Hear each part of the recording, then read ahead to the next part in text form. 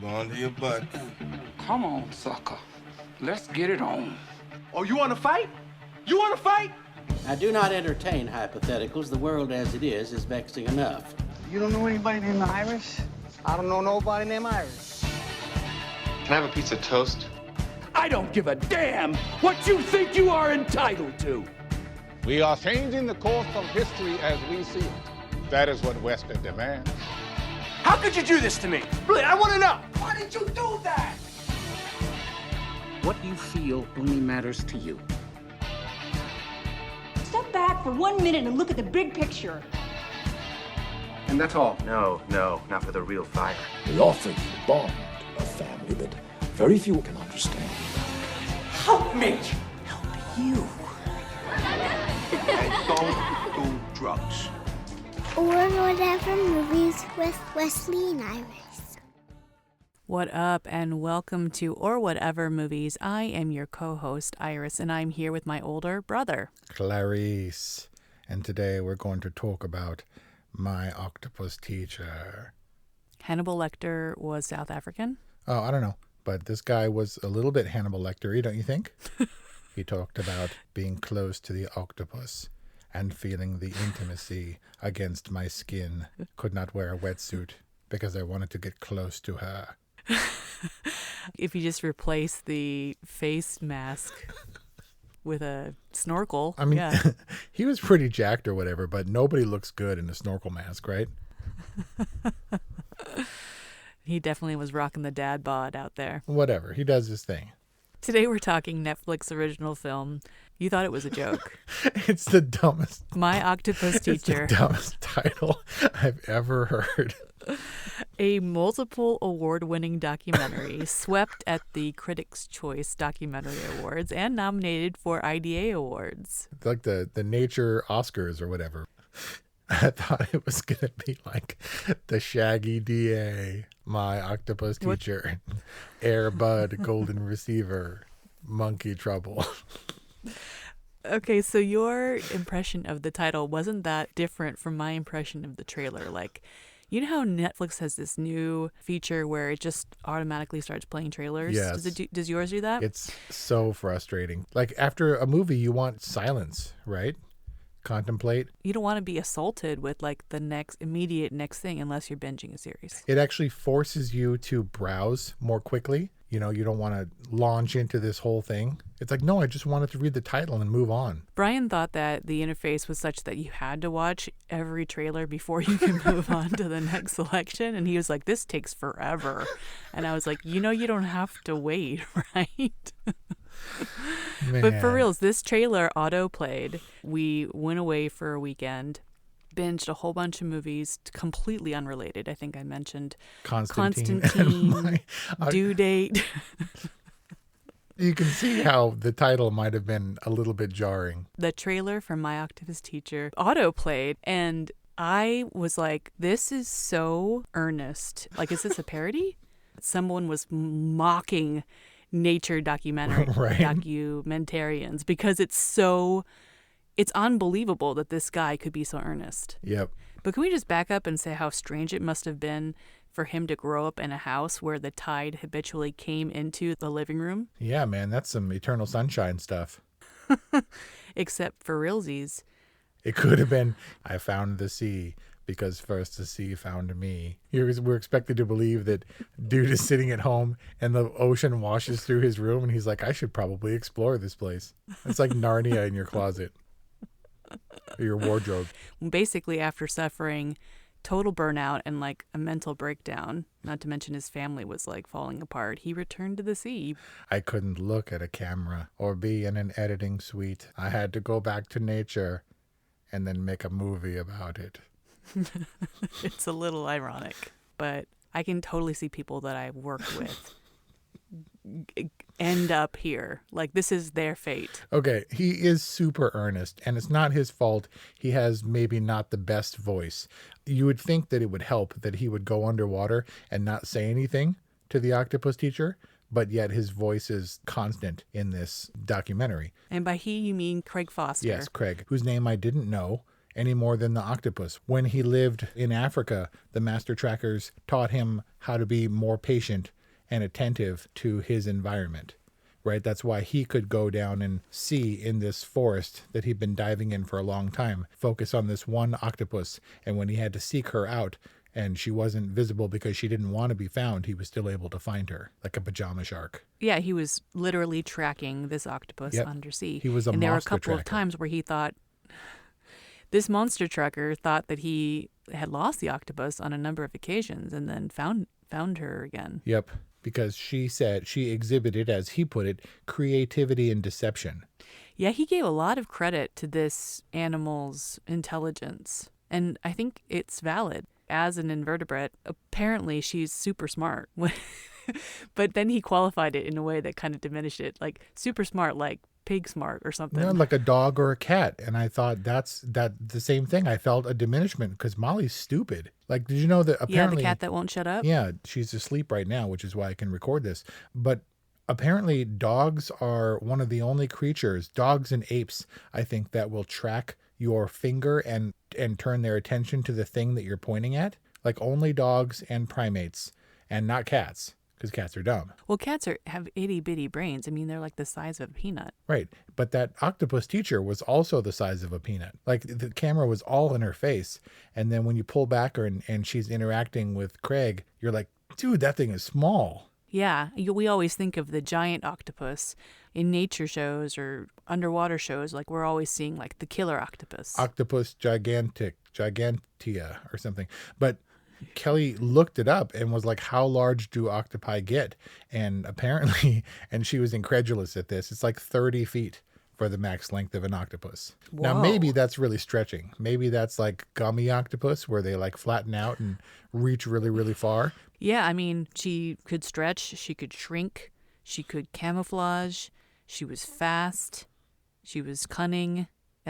Both as a predator and prey. Even with the shell armor. But then Kelly was like, yeah, but the sharks hunt her by smell. Like, can she change her smell? And that was super early because obviously the shark did hunt her down. But he talked about the marvelous ways in which she could disappear. I know the shark's sense of smell is very cute. But, if she could camouflage herself effectively enough, like even if the shark knows it, it's not like a homing beacon. Like the shark will know she's around, but not necessarily know where she is. By the way, is there any less threatening shark than a pajama shark? Well, like a shark in its PJs? Pajama shark. That's Australian. And at first I couldn't see the stripes, but then I understood. But yeah, not a very threatening name, but apparently very threatening to the octopus teacher. I've been trying to pin down what would differentiate this from the very well-made David Attenborough nature documentaries for the BBC or the feature documentaries like the Disney stuff, like about bears and junk. Is it the central figure that they focused on one particular animal? And it wasn't hammy. They didn't do the cutesy music or make the animal seem more anthropomorphic than it needed to be. Do you know what I mean? The Disney documentaries, the more we can identify with the bears or whatever is when they do cute human-like things. Like, look, they're sitting down to tea or whatever. I think there's 3 basic animal genres, right? There's the anthropomorphized animals who are just basically telling human stories. And then there's the nature docs, which are mostly about kind of the wonders of nature that remind us that nature is to be respected. Maybe we're not alone. Maybe they have some kind of conservation, preservation angle. And then there's My Octopus Teacher, which maybe there are others in its class, where it's literally, this is a personal story about one man's rediscovery of himself. This is a father-son story. This is a story of immersion therapy, like world immersion. Like, not only does he immerse himself in this world, but we get immersed through his story. And I was thinking about it like...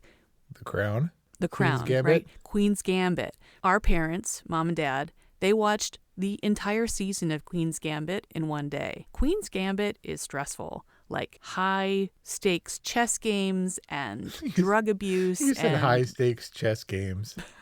There are. It's heavy, right? And that's what people want to watch right now when they've got all of these worries and concerns piled up on them in coronavirus pandemic age. Like, isn't what the world needs right now, My Octopus Teacher. Yeah, a high-stress octopus teacher movie where she's in constant danger and there's brutal violence and blood and predators we and need stuff. a gentle film about a man who's taking steps towards self-care, told in a very calming way. It's total world immersion therapy, and My Octopus Teacher, I'm going to say it right here, right now, is what the world needs right now. So it was a little bit, just a little bit creepy, right? I mean, he's a little on the spectrum, but that doesn't make him he's not going to murder you. But it was also kind of a love story, don't you think? I mean, creepiness aside, that's what he said. He literally said, I don't recall if it was in the film. It might have been in supplemental stuff or in interviews, but he definitely said that it was a love story. Yeah, but he kind of treaded the edge on that one. And so you said, My Octopus Teacher, and I joked, stay tuned, thinking we would never review this. And of course we did, because was it you or Kelly that said, you said, hey, you mentioned Octopus Teacher, now you got to review it, right? We told people, that the listeners, that it was coming. So whatever. So I went into this, as I tend to do with movies that we kind of choose on the fly like this. Once they go into programming, they are going to happen. Or I will go into a movie that otherwise I would not have seen cold, and I don't know anything about it. So I admit I was a little bit relieved that it was a documentary and not a fictional movie about an octopus teacher, which could have been its own thing. But if I had seen the trailer, which I watched after the fact, but there was some stress in that trailer. There were those stupid sharks and the da-da-da-da-da kind of music. And so this was definitely going to be a chase movie at times and harrowing. And it definitely was. Like you're going to commit yourself and learn to love this animal, and you're going to follow this animal and learn everything you can, and it's your octopus teacher, and then it's going to die in 18 months tops or a year. So you're going to get all attached just to know this thing is inevitably going to die. In all animal movies like this, a stupid animal dies. It's a fact of these kinds of movies, right? I mean, even the stupid meerkat on Meerkat Manor got killed by a snake during filming, the matriarch of the meerkat clan. So you knew this octopus was probably going to die in one way or another. And how much can one get invested? Should one get invested with a life form that's so fleeting? That he was only around this octopus for less than a year. And so it was already well into its adult life by the time he met her. Mm-hmm. So I'm just bracing for the thing. You don't want to get too connected, because if you met someone and you're like, this person is really great, and they're like, yeah, but I got maybe 18 months to live, how attached would you get? Well, we don't know how their particular story might end. Yeah, we know that she has a short lifespan, and we almost lose her a couple of times. But I didn't know that she would die basically in childbirth. Well, apparently that's the way it goes with Octopus vulgaris. I don't know about the others. I didn't know that it was within 2 weeks after the childbirth cycle either. And so when the stupid shark did finally get her, I was like, okay. She was all white like E.T. in the riverbed and was like close to death anyway, right? And so you're like, maybe a shark got a meal out of it, but she also willingly climbed out of the burrow and was like, all right, have at it. And the fish were like plucking at her and stuff. Oh, yeah, that was sad. I'm saying it was annoying and it was frustrating, and you put me through a lot of stuff for an animal that was going to die fairly soon anyway. And it does take away the drama of her initial escape from the shark, if it can be called that, because she lost her stupid limb. And you're like, oh, my God. And you're all in it. And oh, God. It was very frustrating. And then what did you think when you saw the little nub? I was like, oh. And then it grew back, and I was like, that is kind of a cute little tentacle. You keep talking about it kind of weird, but it is kind of cute. But there are levels of removal when you get into, because was he friends with the octopus? Undoubtedly. Was he the student to her octopus teachings? Yes. But also, he picked and chose. Craig decided when he was and was not going to interact in a way that frustrated me. Who said that when you study an environment, you invariably change it? I don't think it was Ian Malcolm, but it's possible. But I think he attributed that quote to somebody else. Ian Malcolm being the fictional scientist from Jurassic Park. If you study an environment, you change it. He wondered, was it because of him, because she was interacting with him, that she was out of the den and the shark caught her before she could tuck into the hole and she lost a leg or a tentacle, right? You drew her out of her burrow. and the shark comes, you protect her, shitbird. You don't just be like, oh, I caused this. I'm going to see what happens. Let's see. Oh, you almost got her. That's our job as the viewer. And he followed the shark around. It's like, hang on, it's coming for you. Let me get a close up of the shark. And he would swim around and follow the shark. But yeah, he's not going to intervene, but he's going to shoot the hell out of it. Oh, it drives me crazy. And the impermanence of this octopus's life has to be acknowledged. Yes, it was very short lifespan, and you learn what you can, and it's amazing, and they're very smart and all that stuff. But also this entire film, it appears, at least his interaction with her, took place in the course of single breaths being held. It's like, I'm going to go visit my friend for as long as I can hold my breath. Well, Kate Winslet claims that she can hold her breath for 7 minutes now. Yeah, she claims to have a record, and we're a long way yet from seeing the next Avatar, so we'll see how that comes to play. Tom Cruise once boasted at least some kind of movie star record for the Mission Impossible where he was underwater, but whatever the case. He did underwater stuff in The Mummy too, right? And even Margot Robbie had talked about doing it. I can't recall what it was for. I don't think it was for I, Tonya or anything. But she said that when your brain sends you that signal that you're going to die, because you can consciously recognize that you're not going to die, that you're choosing to hold your breath, you simply override that warning and you turn out okay. You can hold your breath for 5 minutes at a time, more or less without problem. I guess if you have full lung capacity, almost anyone can learn to hold their breath for that long. You just have to ignore all the red flags and the warnings going off in your head. Well, it also helps if you huff pure oxygen before you go under. Yeah, oxygenate your blood, hyperventilate, and then you're good for a while. I can't imagine he did that every time, especially since some of those moments down there were pretty heart-pounding, and he only kind of broke the fourth wall that one time where he had to go up for breath in the middle of the drama playing out below. Right, which is something they had to recreate. Well, I'm not sure. So obviously there were other people with him, but they chose to portray Craig sort of on his own, except for the fact that someone's always filming Craig on his own. It's not to say that he didn't handle the camera a lot of the times, because he did. But yes, we definitely had a team that was catching everything we needed in order to build up the drama. And in that way, it was really well conceived. They could execute this story because they had the correct footage. I don't know if I'm contradicting you, but I think that they crafted the story around the footage that they did have, that Craig had in the can. And I think that they probably went out and picked up a bunch to tell an adequate story based on, the hero footage that he had captured in that concentrated effort, that concentrated year that he had with the octopus. I mean, this is a story, right, that comes together almost entirely in post. It's very crafted. I'm sure that they had to piece together this edit. They had to cheat a lot of shots. They had to pick up stuff after the fact, which they could have easily done. I mean, Tom got to be a pretty skilled diver himself, right? Yeah. So I kind of figured that Craig kind of did his thing. Then they went back and kind of did the storytelling movie magic stuff after the fact. Yeah, he talked about, I know that they were editing concurrently along with diving. Once he assembled this team, they were spending, because this lady producer mentioned being in the water all day, leaving the water and going into the editing suite where they watched the footage of the underwater stuff. And so they were with this octopus in one way or another for 14 hours a day, every day, until the film was finished.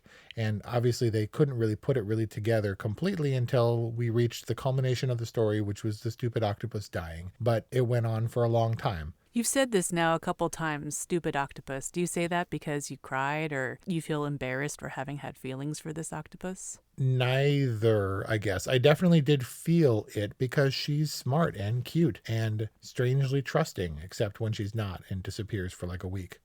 But she was clever, and it's cool to see those things.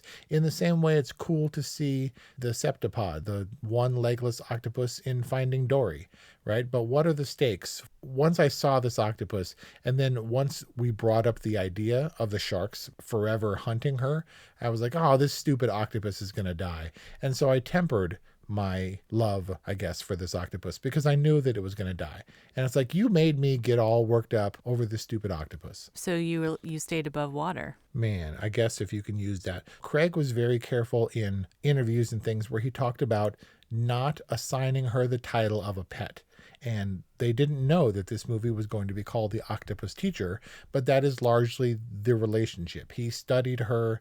She provided information that he learned a lot from and developed a close relationship. It wasn't a love affair. It wasn't my octopus girlfriend. It was a teaching relationship that was respectful and still a close bond. But I likened it to a pet, even though he refused to say those words about her. Because you take something that's small and then you change its environment, you affect it in a way that it extends itself literally to have a relationship with you, and in doing so imperils itself. As we saw, you wouldn't take a dog into a dangerous situation because then you'd be forever worrying about the dog. And so as much as the relationship was played up to where he was scared and he was worried, he never broke that rule by interfering in what he called the course of nature or whatever. Mm-hmm. That's frustrating because he's like, I'm not going to get so attached that I would break protocol and shoo these stupid sharks away and just be like, not now, shark, we're filming. We're about to have a moment.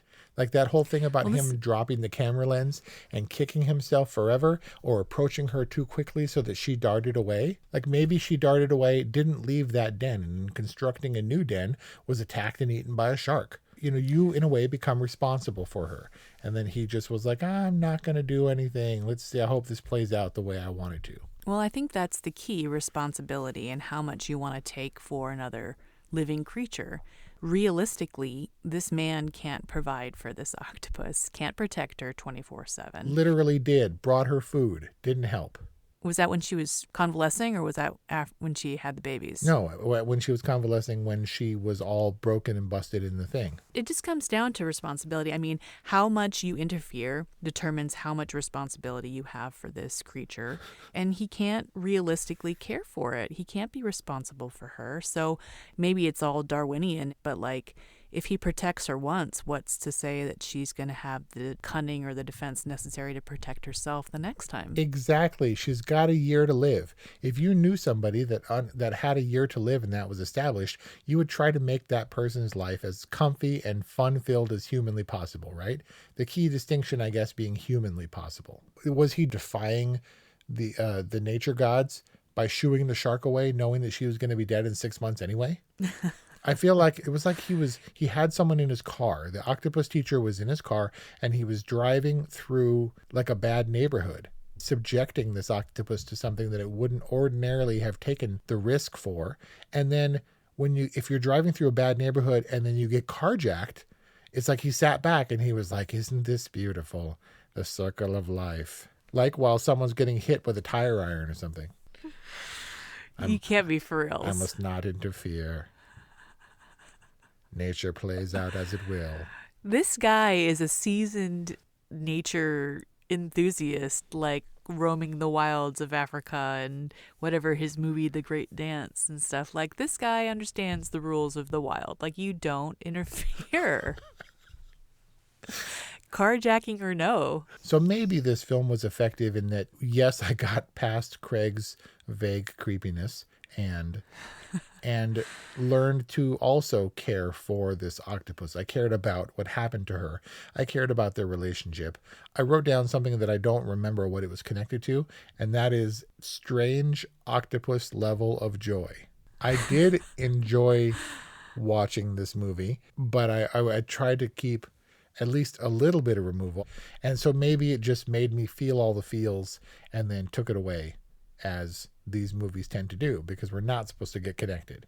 There's not going to be an Octopus Teacher 2, even if we have the consolation of the little baby octopus that may or may not have been related to the teacher. I mean, it was a nice thought, right? Although they were what, like 1 million babies? 2 million babies or something. That would take it out of any parent, right? Any parent would want to die. Brings a whole new meaning to Octomom. Yeah. You know, it was like, hey, we lost my octopus teacher, but my son is here. And it strengthened my relationship with my son, I guess. And maybe they had to include him because he's the one who found the baby octopus, which Craig said was exceedingly rare. He said that a couple times. But he found the baby octopus, which seemed like a nice coda, which seemed like there's hope that Charlotte is dead, but the babies maybe are around. Well, spoiler, sorry. Tom is important, not only because he finds the little octopus, but because, I mean, Tom is the crux of the story here, homie. What did Craig Foster learn from his octopus teacher? He learned how to have a connection with a sentient, intelligent, emotional being again, and it laid the groundwork for him basically healing with his teenage son who he otherwise couldn't connect with. Tom is the whole point. Okay. If that's too touchy-feely for you, then what did he actually learn from his octopus teacher? He learned that if you are all jaded and broken, sometimes a cute animal will elevate your documentary art and make you reconnect with it when you were all burnt out before. It's all about the material. I've made shows and content where I never got in the groove. It just dragged the whole time. And sometimes you find the thing that you're excited about, where even on the days that he wasn't like, I'm going to get a whole bunch of footage or whatever, he probably still went and visited his octopus teacher and was doing so without his son. And it's great that his son got to be a part of it. I don't know that his son was the whole focus. His son became the focus, even though we weren't introduced to him until halfway through the movie. He wasn't the focus of the film, but he was the goal in Craig's healing, rejuvenating journey. I mean, basically, Craig just needed a real cold bath, and his just happened to be for a year, in order for him to kind of wake up to what he had been so closed off to. I guess I always go back to that line at the top of the film where he's like, my family, what was the exact term he used? They were hurting or they were in pain, something to that effect. My family drove me into the sea. We very clearly see Craig and Tom connecting, and Craig's pride in Tom becoming quite a good diver, on his own. And I don't know, dude. Anyway, what was your love level for My Octopus Teacher? It can't be avoided that I had to connect with this movie on some level if it was going to make me this angry. I was just annoyed that I cared about this stupid octopus in a way that was effective. I was terrified when the stupid shark was coming at it, and I marveled how it could create this plate armor of shells and stuff and be so crafty and cunning. And so when the stupid thing died, by natural means or otherwise, I was like, ah. But it was, for what it was, a very, very intimate, tiny, small focus movie. And in that way, they probably had to go to great lengths to make it track in a way that makes it immersive, if you'll forgive the pun. I mean, this was commitment on many levels, both on a human, on a spiritual, on an environmental, and a filmmaking level. And maybe the lasting impact of this film is this sea change project that was behind this whole thing that he promoted at the end, continues to promote to this day, but didn't hit us over the head with. There was a moment of his connection with the sea, and I hope that we can keep the sea so we can continue to be connected with it. Sea Change Project, and we're out. And so I appreciated that. It wasn't didactic, it wasn't heavy-handed most of the time, and so I cannot help but say that I liked My Octopus Teacher and will give it an all right rating because it, for some reason, transcended feature docs about animals, and that helped to tell a cohesive narrative that I appreciated. And all right for that stupid octopus. All right for My Octopus Teacher. And you really can't refrain from using the adjective stupid for anything that is remotely emotional for you. It's like you have this emotional tick. You're right. I'm closed off. Yeah. My Octopus Teacher was the refresher, was the soothing balm that I needed at the end of 2020. And a real surprise. I went in with very low expectations and came away really refreshed. And it's kind of embarrassing to recommend, but My Octopus Teacher is a good. So there you got it. An all right from Wes, a good from Iris. That's our review on My Octopus Teacher, the Netflix original film that will continue to sweep at the awards next year in 2021. Let us know what you think about this film that currently has a 100% rating on Rotten Tomatoes. 818-835-0473 or whatevermovies@gmail.com. What else you got, Wes? So are you going to continue to eat octopus? Oh, yeah. Brian was like, the whole time we were watching it, Brian was like, dude, I want some taco. And we talked about this amazing grilled octopus we had in Greece. So good. Anyway, thanks for listening, and we'll see you next time. My octopus teacher. I love my octopus teacher.